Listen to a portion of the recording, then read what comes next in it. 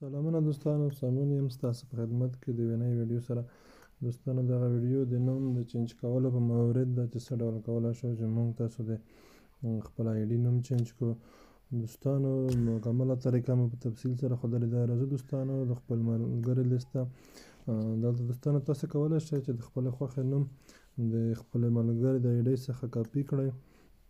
راځو دوستانو د دغه S1 نوم آی ډي ته ننوځو. دوستانو دلته کوم د کاپي نښان چې دی په دا نه کلیک کړو. دوستانو په دې ډول دوستانو موږ نوم کاپي کړو. راځو دوستانو د موبایل څخه ووځو. په نوټبوک کې دوستانو دغه نوم پیسټ کوو.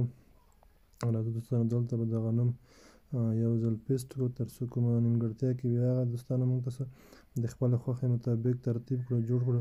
یا دوستانو موږ تاسو کولی شو چې په نوټبوک کې یو ځل نوم د خپلې خوښې مطابق جوړ کړو، ترتیب یې کړو. نه وروسته دوستانو دې ځای نه کاپي کړو او هلته په آی ډي کې دوستانو بیا پیسټ کړو. په دا طریقه موږ تاسو کولی شو. دوستانو راځو زه دا نوم لیکمه S1 ګیمینګ. دوستانو راځو دوستانو دغه نوم یو ځل چک کوو چې دا کار کوي که نه. ځینې راځو دوستانو هغه ته آی ډي کارډ ته راځو. دوستانو د آی ډي کارډ نه کلیک کوو. دوستانو دلته خپل نوم پیسټ کوو، کوم نوم چې موږ مخکې ترتیب کړی و. راځو دوستانو ډن وایو او کوو یې. دوستانو ګورو دوستانو دغه نوم نه وخولئ. دلته دوستانو ولیکل چې د 14 حروفو څخه زیات دی. دوستانو د ځینې سټایلي نومونه دوستانو زیات راځي، نو اکثره وخت کار نه کوي. نو تاسو کولی شئ دوستانو چې څه نه څه تغییرات کړي ولئ او بیا دا نوم د چینج کولو کوشش وکړئ. راځو دوستانو دلته بیا کوشش کوو. ګورئ راځو دوستانو دلته د کوم S1 حروف چې دی دغه په پښتو ورکوو او نور هماغسې په انګلیسي دوستانو دا نوم لیکو S1 ګیمینګ.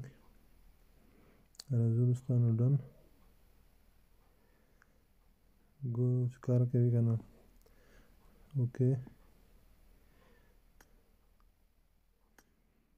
بیا هم اوکې. دغه دوستانو نوم چینج شو.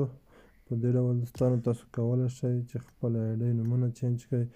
او دغه دوستانو تاسو کتلی شئ S1 ګیمینګ. دغه دوستانو طریقه په دې ډول تاسو د خپل آی ډي نوم چینج کولی شئ او هر ډول نوم دوستانو چې تاسو غواړئ د نړیوالو نومونو څخه یې هم کاپي کولی شو. کومه کاپي طریقه دوستانو ما تاسو ته وښوده. دا وه دوستانو ویډیو. تر بلې د الله په امان.